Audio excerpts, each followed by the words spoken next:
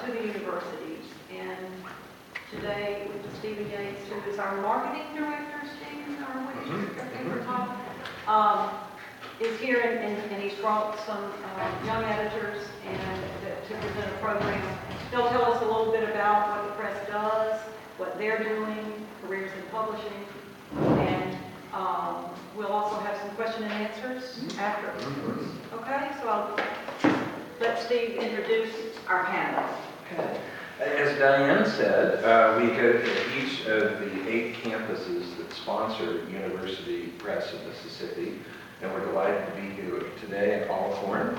And our idea this time around was to gather publishers who were relatively new to the experience, but also who had come from the humanities very recently, so that they could talk about how in the world they discovered publishing as a career, as an idea of a whole life path, so to speak.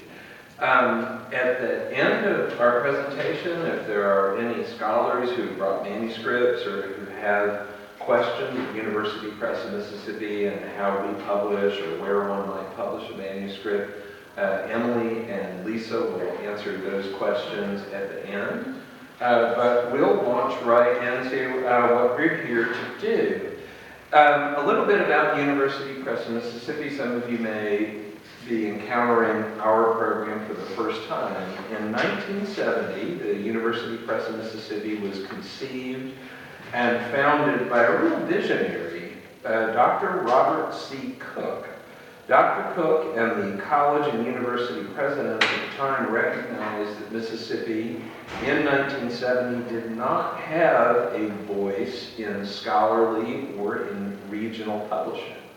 That the state's universities and colleges suffered a real recruiting disadvantage in that no hiring committee in 1970 or before 1970 could tell a prospective scholar that Mississippi supported scholarly publishing in a tangible way. That needed to change. Our voices, our stories in 1970 and before had to find homes elsewhere.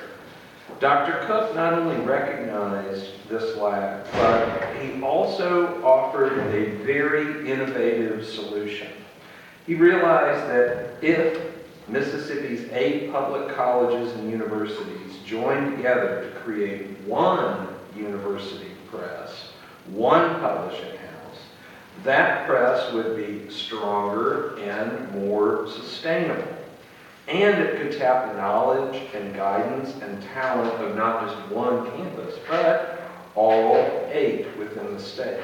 University Press of Mississippi was founded on that principle that now they're no longer colleges, they are universities, but that 8 different universities joined together to make up our financial bottom line, but also our intellectual capital, in that we have 2 board members from each of those universities gathering together twice a year and now 3 times, once by phone a year, to talk about our publishing program, help and advise us.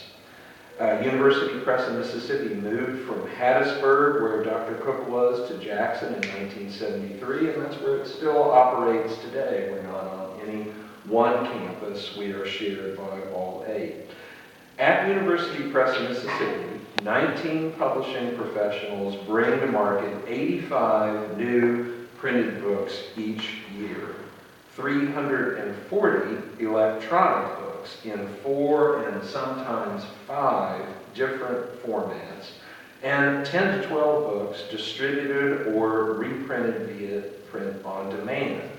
Those of you with a mind for mathematics can easily calculate that productivity adds up to more than one author creation brought to market every day that we turn the lights on at University Press of Mississippi.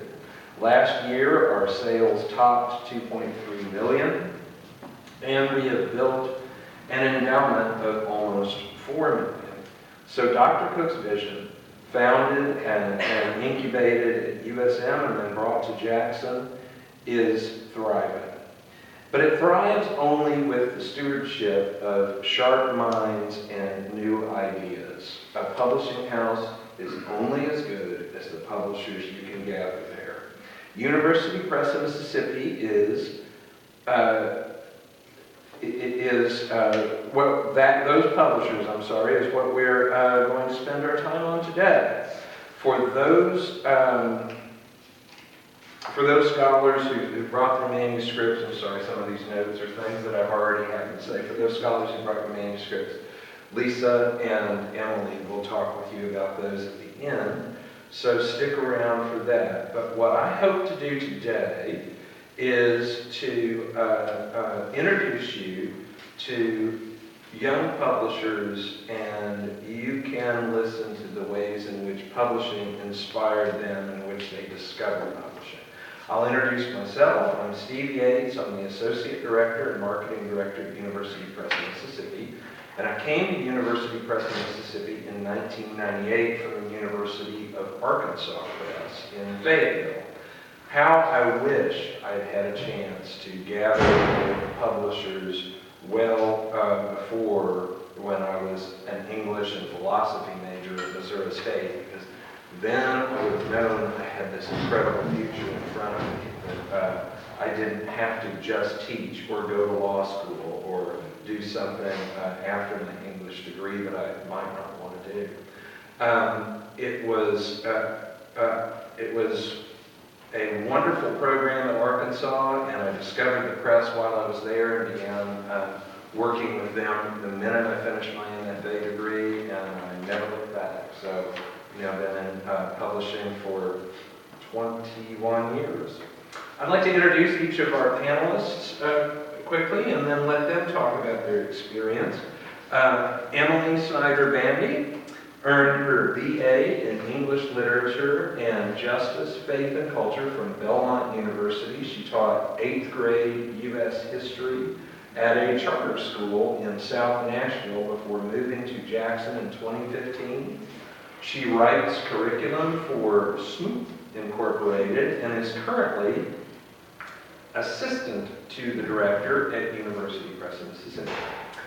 Courtney McCreary earned her BA and MA in English from Mississippi State University.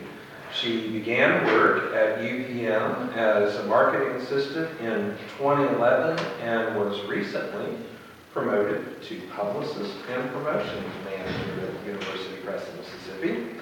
Lisa McMurtry earned her BA and MA in English from Mississippi State University and MFA in creative writing from Florida State University. She taught freshman English at the college level for 5 years, and her poems have appeared in the Cincinnati Review, Ninth Letter, West Branch, and the Journal. Since 2015, she has been an editorial assistant at UPM. So, here's our panel, and I'll let him take it away. Awesome. Hi, I'm Lisa, as Steve just introduced me. I'll give you a little bit of an idea of how I came to the press and also what the press looks like right now from where I'm sitting as an editorial assistant. So just to give you an overview of what the press looks like right now. We're a mid-sized press for the University Press, so we're staffed at about 21 people, I think, at this point. Steve already told you our output. But we have 4 departments, editorial, which is acquisitions editorial, which is where I work, and manuscript editorial, which I'll tell you about in a second. We have production, which is where the book gets designed and made. Then we have marketing, which they represent, where we market the book and send it out to bookstores, sell it, all of that kind of stuff. And then we have business, which manages all of our contracts and royalties and anything to do with money. So I work in editorial and acquisitions editorial, which is the front end, which is kind of the traditional way you think of publishing. So I talk to authors from the very beginning of a project, sometimes from the proposal stage, sometimes even from a very early proposal stage where it's like, I have this idea about this project. Here's a chapter maybe, or here's a table of contents potentially. And I work with them all the way from that stage to the stage where they have a full manuscript. all the way to when we send the project to our project editors who work in manuscript editorial, and they get it ready for copy editing. They like run through the manuscript, make sure everything's there, and they put it into copy editing, and then it goes to production. So a project can stay in acquisitions editorial for a very long time. It can go for as short as a year to as long as 6, 7 years, depending on the project, depending on how long the vision is and what's going on with it. But we see all sorts of projects. So I am the editorial assistant to Vijay Shah, who's our acquisitions editor. We acquire a bunch of different fields at our press. Each press kind of has specialties that they acquire in. We tend to acquire in African American studies, history, pop culture, film studies, comic studies, local books, some local trade books, photography books, stuff like that. Music, primarily like blues and jazz, folklore, children's literature studies, Caribbean studies, and some just standard literature studies as well. We also do a series of conversations books, which are just like collections of interviews, some with comic book artists, some with writers, and some with filmmakers, so directors. Vijay Shah primarily acquires in our African American studies, our history list now, our comic studies, pop culture, and so I kind of work with those books primarily, but each editor has different strengths, so there's a lot of different variety, and those lists sometimes move around. So we just got the history list now, so I'm kind of learning all about that. So you don't have to know the list. You don't have to know what you're doing necessarily. You don't have to be a history major to work with history books.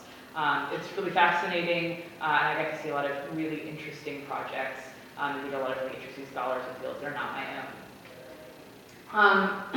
So I'll tell you a little bit about how I got here. I was a McRae intern, so we have 2 internships, Emily will tell you a little bit about at the end. But I was a McRae intern after I graduated with my MFA. I knew that I wanted to teach, that I didn't want to teach, but I didn't know what else I could do with an English degree. This may be something that some of you are thinking about. I taught as a TA for 5 years as I was getting my degrees, but after that I was like, what do I do?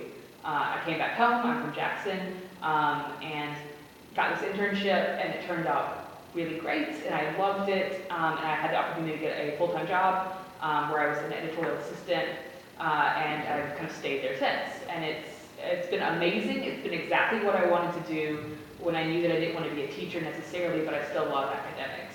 So you kind of have one foot in university and scholarship and academics, and one foot in kind of producing these projects, but also like going home at the end of the day and not thinking about school, which is kind of nice. So that's kind of how I got here. I was an intern for maybe 2 months, I guess, before I got my job. And I find that most of our interns, we have hired a lot of our interns. Me and Emily were both interns, and we have several people now who are also interns. It is a really great way to get involved in the press.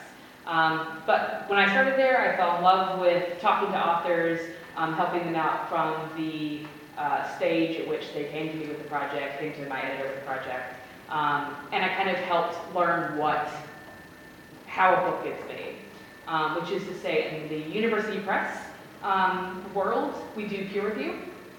So because we're not all experts in what we acquire in, you might have an interest in Caribbean lit, that doesn't mean you're an expert in it necessarily. So we send it out to all sorts of scholars who are experts in their field. They give us feedback. This peer review process is really, really integral to our press and to most university presses. So I get to talk to a lot of cool scholars and learn about different interesting things. And so once we get peer review, the editor or the author edits their manuscript, revises it, sends it back to us, and at that stage we start making a real book. So you get to see a book from basically beginning to end. I've been around just long enough now where I'm seeing books I started on as an intern come out in real hardback published books, and then my name is in it in the thanks section, which is amazing. Especially books that you love working on. So if you're interested in kind of staying in scholarship in academics without necessarily being a teacher or working in the university system. Publishing certainly, especially at the university press level, is certainly an opportunity to explore. It wasn't one that I really necessarily knew about. I knew I wanted to work in publishing, but at the same time, I kind of always thought of traditional fiction, fiction and poetry, some nonfiction, trade publishing. This was an opportunity I didn't really know about, and I actually found out about it through a friend, and was able to get this amazing opportunity to get a paid internship, which is rare. And we're really, really lucky to have that. And found the exact thing that I wanted to do, which is still be involved with scholarship, while also talking to academics who are at the top of their field. And also, now I get to read all the comic books. That's great. For my job, that is on my expense report. I say, I need to buy this comic book because I helped acquire in the comic studies. So it's a huge range of things you get to do, and you get to learn a lot, and it's perfect for me. So it's certainly something to explore if you're kind of on the fence about what you want to do after you graduate. So I'm going to pass it over to Courtney, who can talk to you a little bit about marketing. All right, as Steve said, I am newly promoted publicity and promotions manager for Alcorn Prairie, which is how I introduce myself now. I will for the foreseeable future. So I kind of stumbled my way into the press, like a lot of people, which is one of the really cool things about our staff is just the diversity of backgrounds of people. Not a whole lot of people actually are English majors. Some of them are, but the thing about publishing is it's kind of wide open for anybody who just really kind of has a love of books and a passion for that. I went to Mississippi State and was an English major with an emphasis in creative writing. My whole entire life I wanted to be a writer. But the thing about writing is it doesn't really pay a lot of money. And eventually your parents are like, you're going to have to pay your own bills. And so I graduated in 2010 and was looking for a job. Applied to pretty much, if it had anything to do with like copywriting or proofreading, anything that seemed like it might fit, because like Lisa, the only thing I did know is I did not want to be a teacher. So I applied for it. I mean, I probably applied for 100 jobs. Had several interviews, just nothing really clicked, couldn't find anything. And then this marketing assistant opportunity came up. And I almost didn't even go to the interview because I thought, hey, like I'm marketing, like I have an English background, like what do I know about marketing? But it turns out if you're really passionate about something, it's pretty easy to sell it. And so it was always a perfect fit, my love of reading and writing and selling books. So I started off as the marketing assistant, which was a pretty great way to learn about the press and about marketing department, because the marketing assistant role is a catch-all position. I help the 4 different people in the department. So the sales director, the metadata and course adoption manager, the exhibits and direct mail manager, and the publicist, which I am now. Got rid of him, took his job.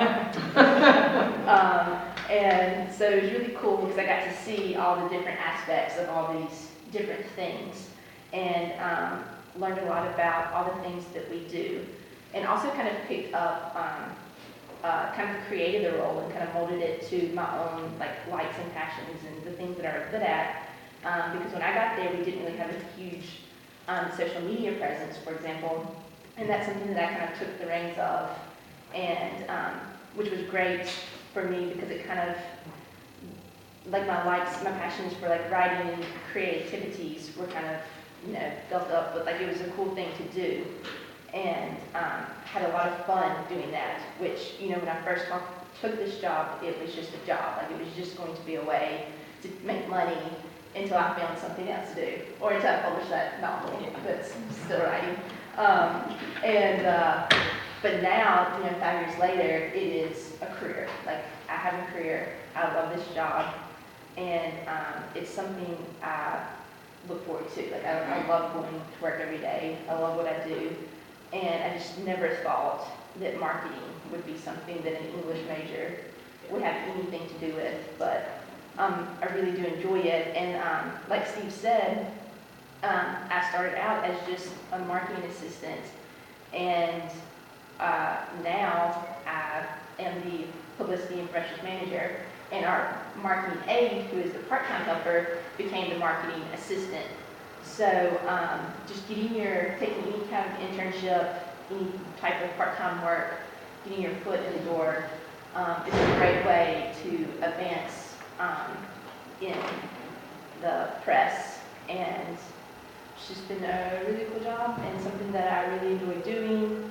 I help all kinds of things, like talk to authors, help with events, help with review copies, go to exhibits, do just an assortment of things. Every day is different. It's a really cool job, something I really enjoy doing, and I never would have found it if I didn't take the chance on marketing. But yeah, so yeah. Thanks, Courtney. I'm Emily Fandy, and like Steve said, I went to Belmont University in Nashville. I started out as a history major, not really knowing what I wanted to study, just knowing I liked learning about the world. And I switched pretty quickly to be an English major because I discovered my favorite way to learn about the world is through reading, especially through reading novels. And so I studied English. I also added a second major, started out as social entrepreneurship and then kind of devolved into justice, faith, and culture, which just meant that I could keep some of my history courses as credit for a second major. And so coming to, upon graduation, I, like many people, like my colleagues, didn't know what I wanted to do, felt adamant that I didn't want to teach until I realized the things I was most passionate about were learning and reading, and then building community and fighting for justice. And so urban education seemed like a natural intersection of those passions. So I did teach in Nashville. I taught 8th grade U.S. history, so keeping the history courses at work. And I loved it. It was really challenging and really hard, but really fun. And I still am in touch with my students. And it's a really valuable time. Then I got married and moved to Jackson because my husband had a job in Jackson. And took a step back and tried to think, what should I do here? Do I want to continue in this path of teaching or explore some other options? And so I learned about the McRae publishing internship at the press and was interested in it as a way to sort of see if publishing, especially university publishing, could offer me a way to still keep up with my passions for education, but kind of behind the scenes and using my skills in a different way. And so last year, January of last year, I was the McRae publishing intern. And it was the perfect chance to see what life at a university press is like. And so I did a good job at my internship and happened to kind of be in the right place at the right time when we had a lot of turnover at the press. I got hired, and now I'm the assistant to the director. So my job, like Lisa says, is a lot of working with authors from the very beginning stages, hey, I have this idea for a book, all the way to the full manuscript, handling the peer review process, the board approval process, contracts, all of that, the revisions, and transmitting it to our project editors. Working with the director, I also do things like event planning, fundraising, and grant writing. I'm part of the social media committee with Courtney. This week I worked on budget forecasting, so I'm adding that to my resume. And then I also oversee our internship program now. So I'm going to tell you a little bit about that. We have 2 internships in editorial at the press. They run the fall semester, spring semester, and summer semester. One of them is paid. The McRae Publishing internship is paid. And the McRae intern does a lot, basically what Lisa and I do. If we don't have an intern, then I'm doing that work. It's things like sending manuscripts out to peer readers, peer reviewers, asking for endorsements from different scholars in the field, preparing launch forms, preparing materials that we present to our board members, creating spreadsheets and doing some research on scholars for conferences. It's kind of our mini conference season coming up, so that's what the interns are doing today while I'm here.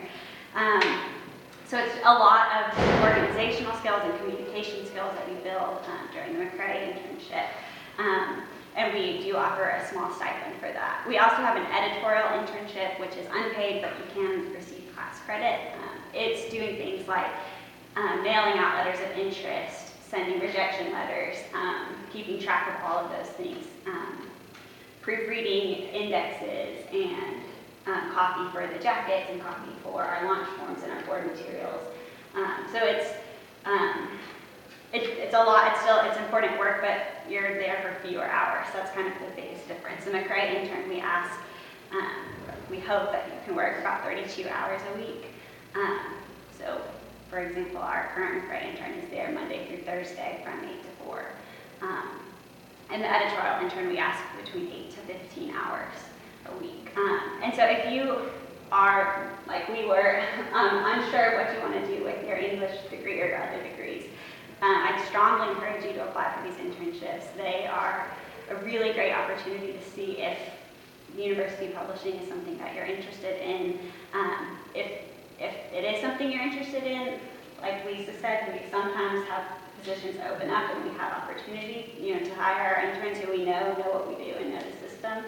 But even if not, there are other university presses in the world, and we write good letters of recommendation. And if you decide, if you do the internship and realize, no, university publishing is not for me, there's still really valuable skills to have on your resume. Things like communicating with authors, keeping organized, helping with all of the spreadsheets and the forecasting that we do. So we have some information on the table over there, flyers for both internships and my card. So like I said, if you're interested at all, I strongly encourage you to take that information and to send me your resume and cover letter.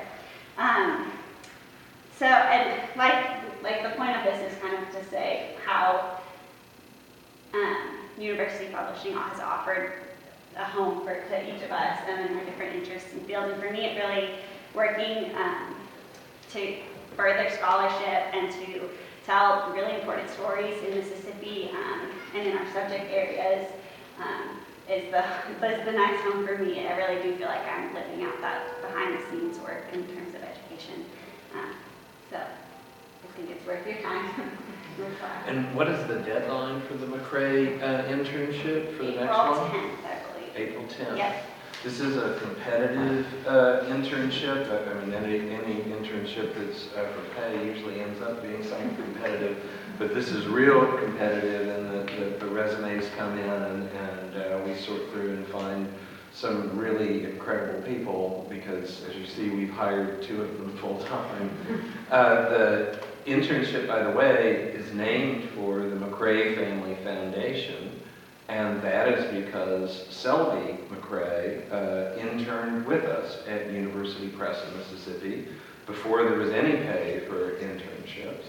And then she was hired by a firm in New York that you may have heard of, Houghton Mifflin. And she's now in New York publishing. I can't remember if she stayed with Houghton Mifflin or moved on to something at Random House or Penguin or something like that, but she is the namesake of that internship, and her experience there was not only fruitful in her life, but it's fruitful in the lives of many who come to us and learn about publishing. I hope too that as you begin to evaluate graduate schools, if you're going to be outside of Mississippi and seek another degree post-baccalaureate, that you'll think about this.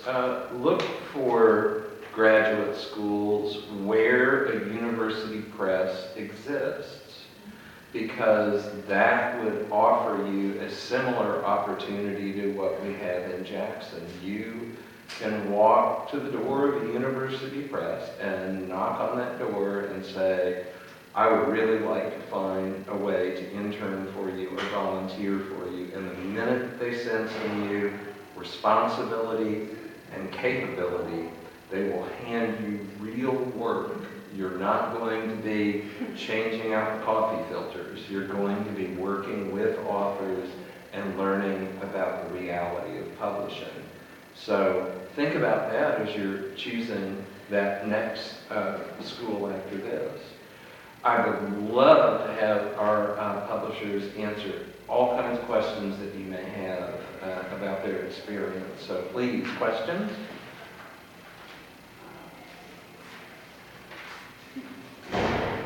Are all of you English majors for the most part? Yeah? Okay, good. And what's the general next step? What are you all planning on graduate school? Or are you planning to teach? Yes, I have a question. How much does the McRae internship pay? It depends on your total number of hours worked, but it's typically about $500 a month. So, it's better than nothing. Yeah. All right. Other questions? Maybe just estimate, like, how much do you all make?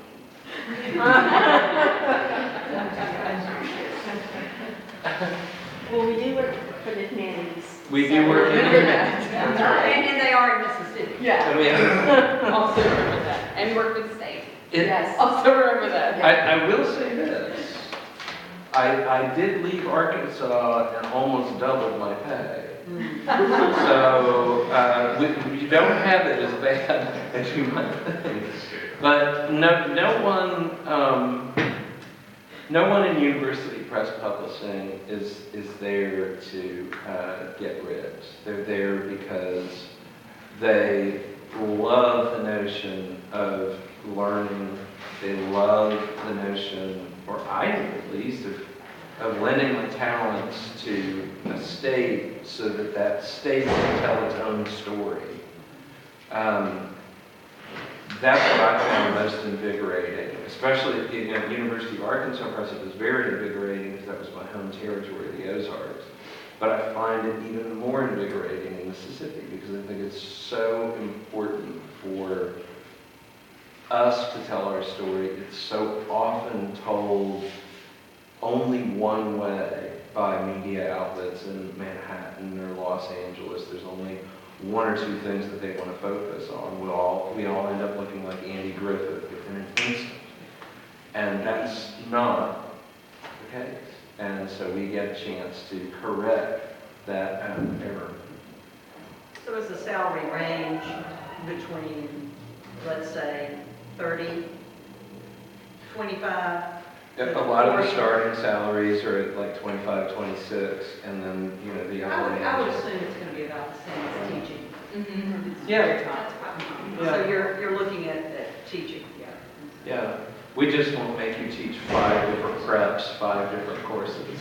When you leave, you don't have And when you to leave. prep for the next day. Right, yeah. Shut your email off and go. Yeah. And students don't email you at home. Authors know that. Authors will. On this book, you don't. But like Courtney, there's constantly room Oh, yeah. for promotions within the press. But when and- y'all say that any sort of marketing or any sort of organizational experience, you can market it someplace else.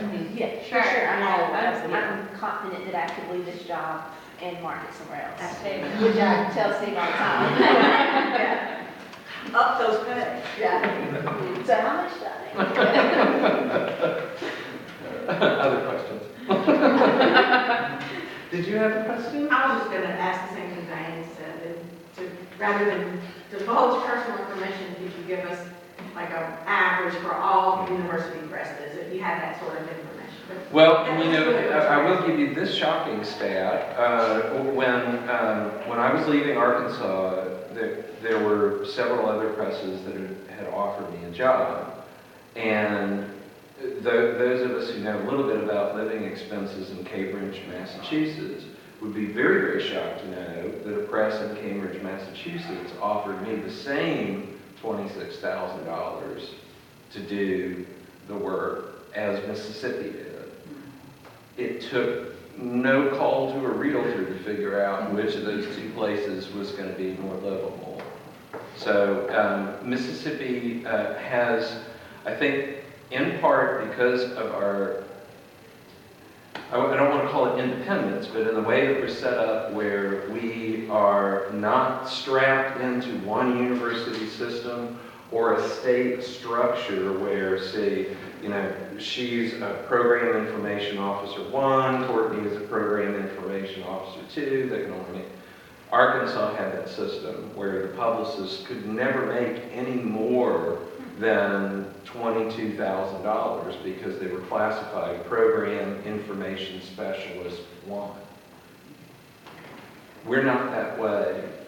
We are constructed on a more entrepreneurial footing. There aren't classifications for our jobs, and so it is based on the southeastern average of university press professionals, and that ends up being reported to us, so we can be more competitive.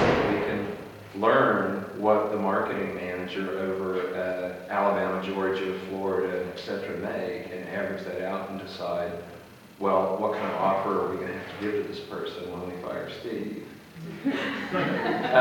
Any other questions? Yeah. One of the things that I'm really delighted with is something that happened to Courtney this morning, and she's maybe too humble to mention it, but for the first time on the radio, all of Mississippi got to hear something that she made happen. We have a book by the great scholar John Dittmer about the doctors who came to Mississippi during the Freedom Summer movement. And Courtney made sure that Mississippi Public Broadcasting and its Mississippi Book Club figured out about that book, heard about that book, got in touch with John Dittmer, arranged the phone, and so for a full 8 minutes this morning on public radio, what was happening because of Courtney McCreary. And that's just cool. So, other questions? Mm-hmm. Hi, my name is Takia, and I'm a freshman English lit major, and this is for Ms. McCreary. You talked about social media, and so I want to know what social media platforms have worked well for you for increasing the reach of your content. Okay, that's a great question. I feel like we kind of do the best on Twitter. And I feel like there's different types of consumer. I mean, when you post something on Facebook, well, we have Facebook, Twitter, Instagram, and Blogger is the platform that we use. I feel like we don't get a lot of views on Blogger, just kind of average. I feel like we get kind of average on Facebook.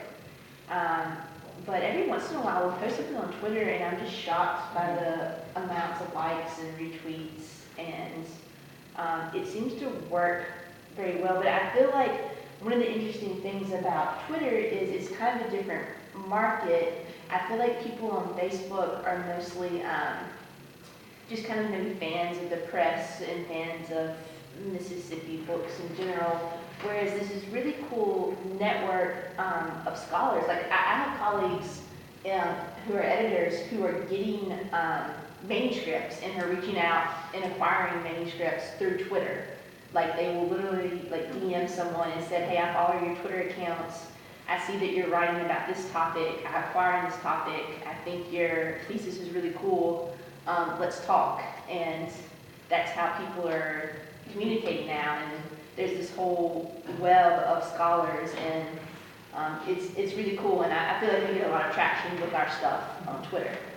And I think too, part of our goal with social media is selling our books, but the other part is kind of becoming a brand that people recognize. So it's like, oh yeah, I could buy this book on the good doctors who came to Mississippi, or I could buy this one was published by my university press. And so kind of that whole like think local and shop local, we're trying to brand ourselves as local because we are. Right. I mean, that is true. Like, we are the university press of the state of Mississippi.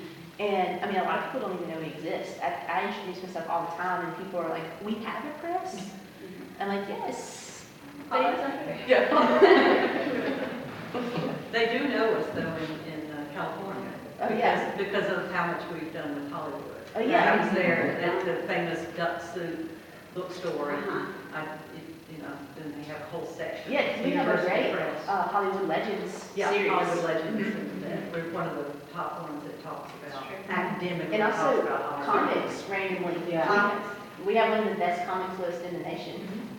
What sort of thing, like, give us an example of what you put on Twitter, Okay, so for those of us that example, don't do Twitter. one of the things that we're working on for March is, and we kind of just put this together yesterday, is March is Women's History Month. So we've decided to, every Wednesday, because Wednesday is Women Crush Wednesday, which, do you know what that is? It's kind of like a thing. When we were pitching the idea, we also had to explain this to Steve as well, so don't. Thank you, We Steve. always learn. So it's kind of a thing, it's like, when you're really a fan of someone, you're like, oh, that's my crush, it's like, she's so cool. Woman Crush. Woman crush, yeah. And so it's a thing, it's a hashtag, it's popular that people on Wednesday, they say like, oh, Beyonce, she's my woman crush, like, it's a cool thing. And so every Wednesday, we're going to feature one of our books about women. And so yesterday was Rita Dove, because she started her residency at Mississippi State yesterday. And she was our first woman of March. And so we're having this whole kind of campaign where we're doing this every Wednesday. We put the books on sale, so they're going to be about $15. And so we kind of have been tweeting about that. And we hope to maybe talk to the authors, the subject, maybe get a blog together to also go along with the Wednesday post. So, just for example. Fantastic. And that's such a fun, connected campaign. The book's 20% off of its normal retail price, and it also has connection to the state. And Rita Dove just landed at Mississippi State, started there, and it's very exciting. Other questions? If you would, please, there's a little piece of notebook paper that we should have handed out at the very, very beginning. I would love it if each one of you would write down your name, what your major is. If you want to give us an email address, that will be fabulous, but I warn you, we will actually send you emails. Not from us necessarily individually, but from the press and about our books. Also there's the McCrae intern signups are over there, and also our manuscript guidelines, thank you, I'm having trouble using my words, are there too.